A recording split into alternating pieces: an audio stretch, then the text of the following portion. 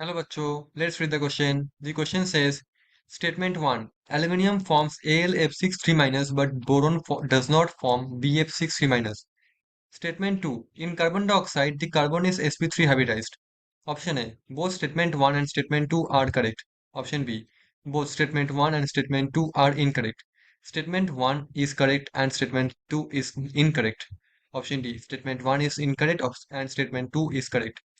तो क्वेश्चन हमको ये पूछा गया कि हमारे पास क्या है, हमारे पास दोनों स्टेटमेंट है, एक स्टेटमेंट नंबर 1, एक स्टेटमेंट नंबर 2। स्टेटमेंट 1 बोल रहा है कि aluminium forms Al(F6 3 - but boron ये फॉर्म नहीं करता Bf6 3। स्टेटमेंट नंबर 2 पे बोला गया कार्बन डाइऑक्साइड पे कार्बन जो होता है वो है sp3 हाइब्रिडाइज्ड। तो हमको बताना होगा कौन सा स्टेटमेंट सही है, कौन सा गलत है। So the key concept of this question is existence existence of compound. So first हमारे पास जो स्टेटमेंट है यहाँ पे आप देख पा रहे हो कि एल्यूमिनियम क्या होता है, Al(F6 3 - फॉर्म करता है, बट बोरोन Bf6 3 - फॉर्म नहीं करता। ठीक है, हम जानते हैं एल्यूमिनियम F6 3 का स्ट्रक्चर कैसा होगा।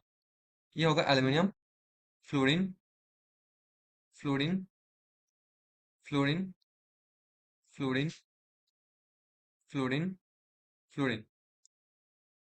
सिमिलरली BF6 में क्या होगा, boron F F F F F F tremendous.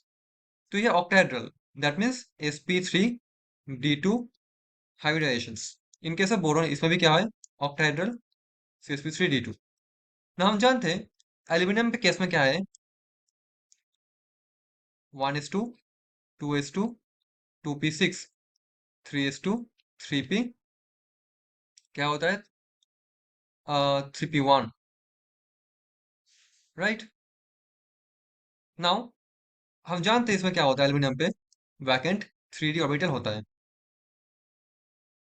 ठीक, वैकेंट 3d ऑर्बिटल प्रेजेंट होता है।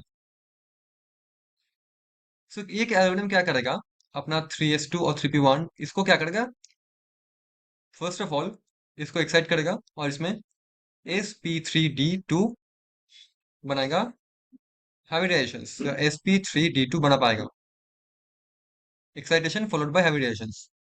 But in case of boron हम जानते हैं बोरोन क्या होता है, 1s2 2s2 2p1।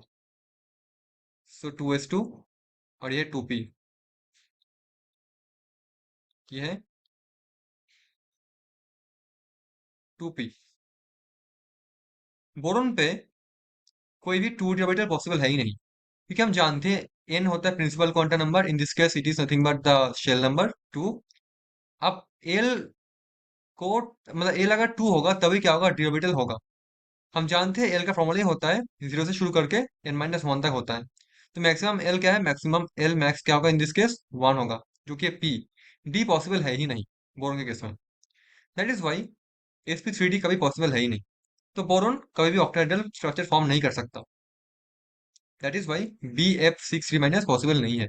Even though boron का साइज बहुत छोटा होता है, इसके आसपास 6 फ्लोरीन बोरोन खुद एकोमोडेट कर नहीं पाएगा, बोरोन एकोमोडेट कभी कर ही नहीं पाएगा, स्टेरिक होगा बहुत। That is why Bf6 3 exist नहीं करता।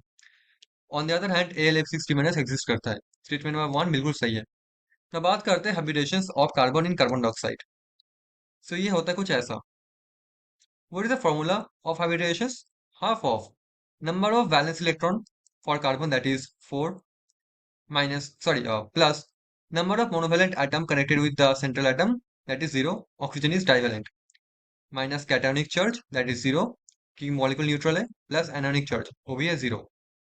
तो ये हाइब्रिडेशंस 1/2 मल्टीप्लाइड बाई 4 दैट मीन्स 2। अब 2 मतलब sp होता है, 3 मतलब sp3 होता sp2 होता है, 4 मतलब sp3 होता है। तो ये होता है रूल, तो 2 मतलब sp में जाएगा।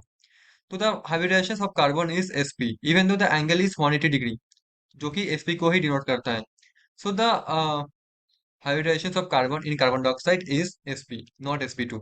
तो स्टेटमेंट नंबर टू जो लिखा, सॉरी नॉट sp3, तो जो लिखा हुआ है गलत लिखा हुआ है। Statement number one is correct, statement number two is incorrect.